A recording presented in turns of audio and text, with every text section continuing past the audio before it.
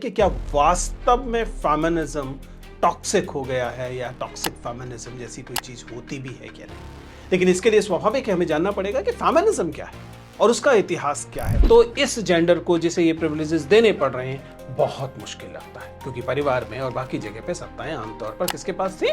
पुरुषों के पास थी। तो कुल मिला के क्या टेक अवे बनता है? हम लोगों को लगातार रोजाना अखबारों में बहुओं के जलाए जाने की खबरें मिलती हैं। दहेज को लेकर बहुत बुरी स्थिति थी। अब जो एक दो हमारे पास ऐसे समाचार आए हैं पुरुषों को लेकर, तब ये एकदम नॉर्मल थे स्त्रियों को लेकर। इसी ने वह मजबूरियां पैदा की कि एक तरह की टॉक्सिसिटी फैल रही। नहीं, इस समाज में चूंकि ये दो स्थितियां बराबर नहीं है, एक गैर बराबर स्थिति में एक दमित पक्ष को जब थोड़ा अधिक समर्थन दिया गया, तब इससे जो बेचैनी पैदा हुई उसी को टॉक्सिक फेमिनिज्म उन लोगों ने कहना शुरू किया जो।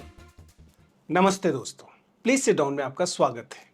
आजकल आपने ये खबरें सुनी होंगी, चर्चाएं सुनी होंगी कि फेमिनिज्म की वजह से घर टूट रहे हैं, तलाक ज़्यादा बढ़ रहे हैं। हाल में तो दो एक दुर्भाग्यपूर्ण घटनाएं भी हुई हैं जिसमें पुरुषों ने आत्महत्याएं की हैं और उसके बाद ये जो क्राय है, ये जो बातचीत है, और ज़्यादा तेज़ी से उठाई गई है कि फेमिनिज्म अब बहुत आगे तक चला गया है, कुछ ज़्यादा ही कर रहा है। फेमिनिज्म की वजह से एक तरह की टॉक्सिसिटी आ रही है और इसलिए वह शब्द आया टॉक्सिक फेमिनिज्म। तो हमने सोचा क्यों ना इस पर बातचीत की जाए। यूं एक ऐसा विषय है जिसमें मैं पिछले लगभग 15 सालों से विद्यार्थियों को इस विषय को पढ़ा रहा हूं। फेमिनिज्म पढ़ाता हूं, स्त्री विमर्श पढ़ाता हूं, आइडेंटिटीज़ पढ़ाता हूं। तो इस वजह से मुझे ये और भी ज़्यादा जिम्मेदारी की बात लगी कि फेमिनिज्म के सवाल को थोड़ा सा गहराई से देखा जाए और समझा जाए कि क्या वास्तव में फेमिनिज्म टॉक्सिक हो गया है या टॉक्सिक फेमिनिज्म जैसी कोई चीज़ होती भी है क्या नहीं। लेकिन इसके लिए स्वाभाविक है हमें जानना पड़ेगा कि फेमिनिज्म क्या है और उसका इतिहास क्या है। फेमिनिज्म में क्या क्या मुद्दे रहे हैं और किस तरीके से फेमिनिज्म जो है अब तक बढ़ा है। तो सबसे पहले तो समझ लीजिए कि फेमिनिज्म को युगों में नहीं बांटा जाता। ये एक फेमिनिज्म का इतिहास पढ़ने की विशेष बात रही है कि उसे युगों में नहीं बांटा जाता।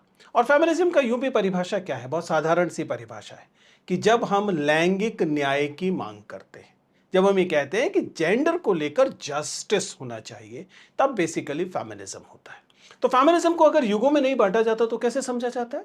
उसे समझा जाता है धाराओं में, वेव्स में। जो फर्स्ट वेव ऑफ फेमिनिज्म है, जो एकदम शुरुआत होता है 19वीं शताब्दी के मध्य के लगभग, ये हमें देखने को मिलता है जब हम लोग एलिजाबेथ सेंटन जैसे जो फेमिनिस्ट थिंकर्स हैं उनकी बातचीत शुरू करते हैं। और ये फर्स्ट वेव फेमिनिज्म है। इसकी विशेषता क्या है? बेसिकली लीगल राइट्स पर है।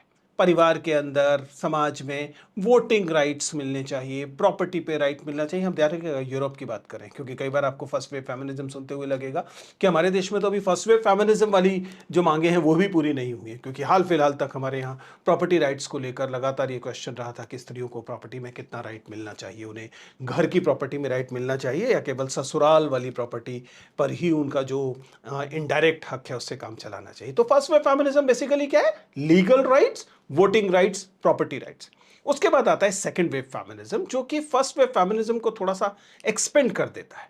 इस मायने में एक्सपेंड कर देता है कि ये वर्क प्लेस राइट्स की बात करता है, सेक्सुअल लिबरेशन या रिप्रोडक्टिव जो राइट्स हैं उनकी बात करता है कि क्या गर्भपात का अधिकार होना चाहिए कि नहीं होना चाहिए, स्त्रियों को कामकाज की जगह पर सुविधाएं मिलनी चाहिए कि नहीं मिलनी चाहिए, सुरक्षा मिलनी चाहिए कि नहीं मिलनी चाहिए। फिर से आपको याद आ रहा होगा कि भारत में तो अभी तक सेकेंड वेव फेमिनिज्म के जो राइट्स हैं उनके लिए भी मांग चल रही है। आप जानते हैं विशाखा गाइडलाइंस कोई बहुत पुरानी बात नहीं है। तो ये हुआ सेकंड वेव फेमिनिज्म, जो कि वर्कप्लेस राइट्स की बात कर रहा है, रिप्रोडक्टिव राइट्स की बात कर रहा है और एक किस्म की अपनी बॉडी पर अपनी एजेंसी स्त्रियों को मिले उसकी बात कर रहा है। उसके बाद आया था third wave feminism. Third wave feminism वह फेमिनिज्म था जो कि फेमिनिज्म की कॉम्प्लेक्सिटीज को समझना शुरू करता है। वह समझना शुरू करता है कि जो फेमिनिज्म है वह कोई मोनोलिथिक स्ट्रक्चर नहीं है, उसमें इंटरसेक्शनैलिटी देखने को मिलेगी। मसलन राइट्स, ब्लैक वुमेन के राइट्स का सवाल होगा, हमारे यहाँ दलित महिलाओं के अधिकारों का सवाल होगा, माइनॉरिटी वुमेन के राइट्स का सवाल होगा। तो एक सेंस में इंटरसेक्शनैलिटी का सवाल थर्ड वेव फेमिनिज्म में दिखाई देता है। उसके साथ जाहिर है कि जेंडर के सवाल को भी थोड़ा सा ब्रॉडन किया जाता है और एलजीबीटीक्यू जो होमोसेक्सुअलिटी का सवाल है, लेस्बियंस का सवाल है, रेस का सवाल है, जाति का सवाल है, इन सारे सवालों को फेमिनिज्म में जोड़ा जाता है। ये थर्ड वेव फेमिनिज्म होता है।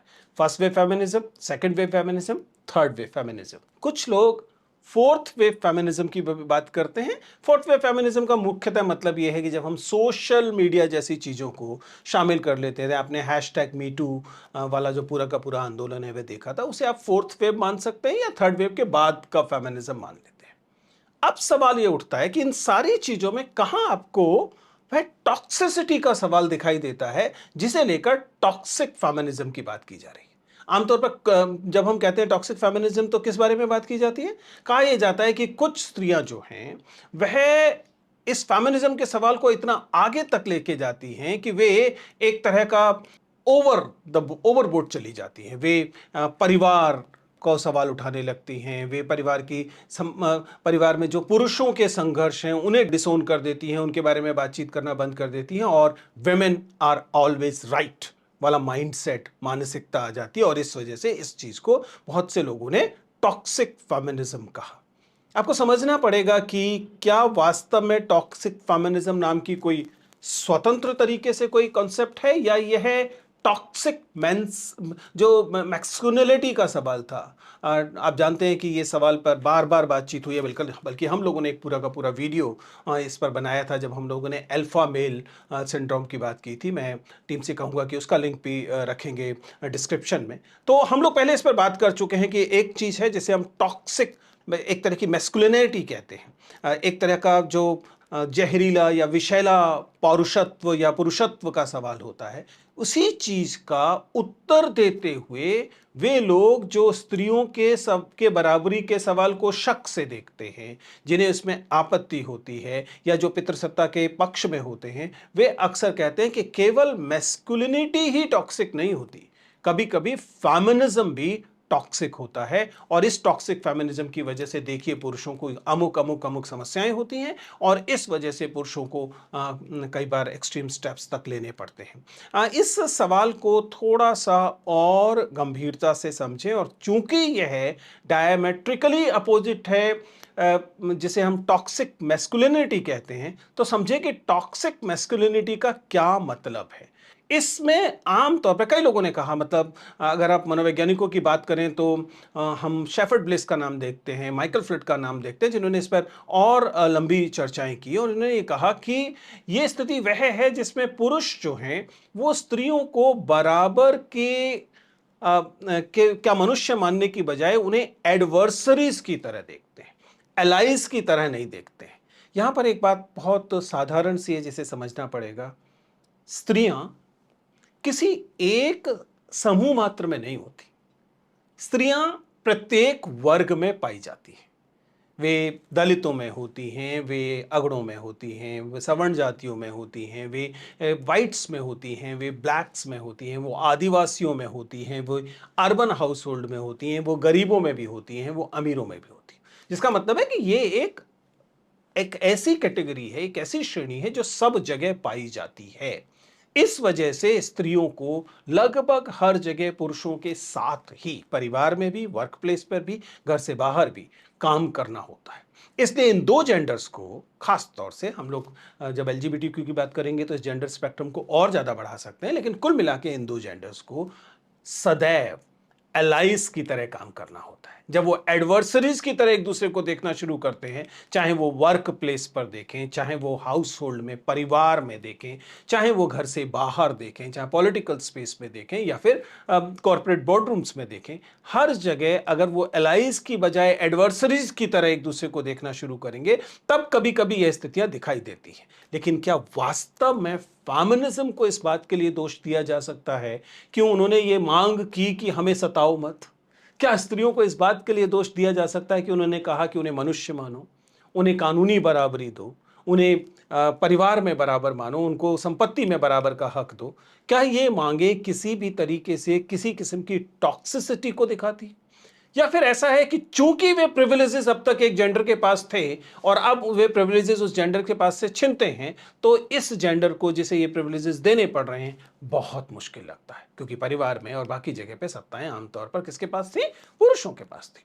तो कुल मिला के क्या टेक अवे बनता है कि कुछ लोगों का मानना है कि कभी कभी फेमिनिज्म जो है वह उन मूल्यों को नकार देता है, उन मूल्यों को नजरअंदाज कर देता है जिन मूल्यों के तहत मामला न्याय का होना था, बराबरी का होना था।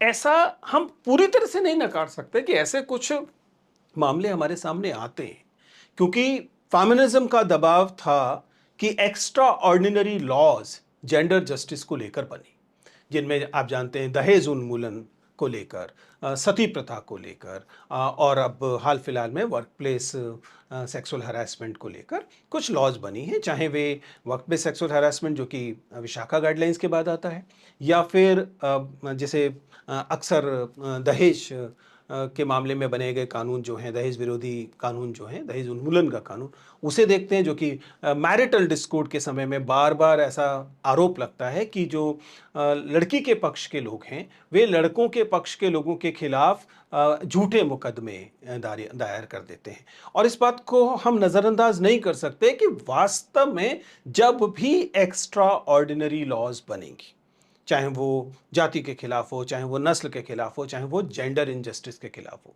वे एक तरह का समझौता करती हैं, करना ही पड़ता है, जिसमें कि वे कानून कभी कभी नेचुरल जस्टिस की सीमा को थोड़ा सा खींचते हैं। मसलन नेचुरल जस्टिस ये कहता है कि जब तक अच्छे से छानबीन ना हो जाए तब तक किसी को गिरफ्तार ना किया जाए, उसके खिलाफ सजा ना दी जाए। लेकिन आप जानते हैं कि मसलन मान लीजिए कि दलित उत्पीड़न के विरुद्ध कानून है, अगर हम इसी नियम के तहत दलित उत्पीड़न को दूर करने की कोशिश करेंगे तो क्या होगा? जो जांच करने वाली एजेंसी है वहां पर किस जाति के लोग हैं, जो न्यायपालिका है उसमें कहां किस प्रकार के लोग हैं। तो इस वजह से एक्स्ट्राऑर्डिनरी लॉज की जरूरत पड़ती है, और ऐसे ही एक्स्ट्राऑर्डिनरी लॉज जेंडर जस्टिस के मामले में भी इस्तेमाल किए गए, जहां पर कभी कभी ये लगता है कि नेचुरल जस्टिस की बाउंड्रीज को थोड़ा सा खींचा गया है, इसलिए जो वर पक्ष के लोग होंगे, जो पुरुषों की तरफ के लोग होंगे, उनके सर पर यह लगातार एक तरह की तलवार लटकती रहेगी कि कहीं हमारे खिलाफ कोई शिकायत ना कर दे वधु पक्ष के लोग। और क्योंकि शिकायत करने के बाद क्या हो जाता है? प्रोसेस बिकम पनिशमेंट, कि शिकायत हुई और गिरफ्तार कर लिया गया, आप गिरफ्तार करने में आप लड़ते रहिए, और अब जब 5 साल के बाद मुकदमा खत्म होगा तब जाकर आपको कोई न्याय मिलेगा भी, तो वो 10 साल तो आपसे छीन ही गए। लेकिन ये भी सही है कि इन चीज़ों की ज़रूरत क्यों पड़ी? जब हम लोग छोटे थे, मुझे याद है कि जब रूपकवर सतीकांड हुआ, तब से लेकर और अगले 10-15 सालों तक, यानी कि 90s के दशक तक, हम लोगों को लगातार रोजाना अखबारों में बहुओं के जलाए जाने की खबरें मिलती थी। दहेज को लेकर बहुत बुरी स्थिति थी। अब जो एक दो हमारे पास ऐसे समाचार आए हैं पुरुषों को लेकर, तब ये एकदम नॉर्मल थे स्त्रियों को लेकर। इसी ने वह मजबूरियां पैदा की कि जो राज्य है वो एक कानून लेकर आता है, जो कानून दिखाई देता है कि स्त्रियों के पक्ष में झुका हुआ है। आखिर इसकी नौबत क्यों आती है? क्या वास्तव में पुरुषों की तरफ झुके हुए कानून संभव है? क्योंकि उनके पास तो पहले से ही सत्ता है। तो बराबरी करने के लिए क्या किया जाएगा? कभी कभी जो कानूनी हस्तक्षेप होंगे वो स्त्रियों के पक्ष में होंगे। इसी का परिणाम है कि अब उसको टॉक्सिक फेमिनिज्म का नाम दे दिया जाता है। व्यक्तिगत तौर पर मेरा मानना है कि फेमिनिज्म न्याय की मांग करता है, और न्याय के साथ टॉक्सिसिटी एक एक तरह का पैराडॉक्सिकल चीज दिखाई देती है। एक ऐसा लगता है जैसे कि ऑक्सीमोरॉन है, कि भला न्याय कैसे टॉक्सिक हो सकता है। ये जरूर है कि कभी कभी इसको लेकर अधिक संवेदनशीलता की आवश्यकता होनी चाहिए। कोई भी इस बात को लेकर प्रसन्न नहीं हो सकता कि किसी के साथ अत्याचार हो रहा है, लेकिन यह भी सही है कि ऐतिहासिक तौर पर ज्यादा अत्याचार स्त्रियों के विरुद्ध हुआ। इसलिए ऐसे कानूनों की और ऐसी सिचुएशन की समाज में आवश्यकता पड़ी, जहां पर स्त्रियों को थोड़ा सा अधिक सुविधाएं, थोड़ा सा अधिक समर्थन बाकी समाज ने देना शुरू किया। और इससे जब बेचैनी पैदा हुई तो उस बेचैनी ने एक तरह की वाचिक हिंसा शुरू की है।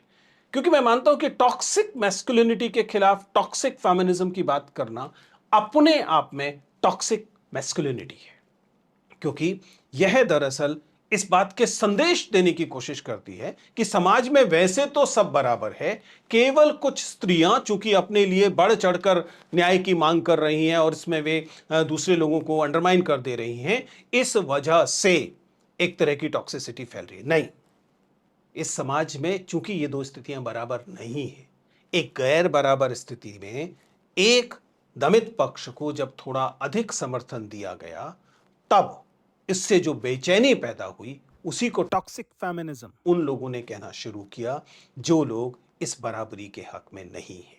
और यही वह चीज है जो हमें बार बार क्लासरूम्स को बतानी पड़ती है और आपको बतानी पड़ती है।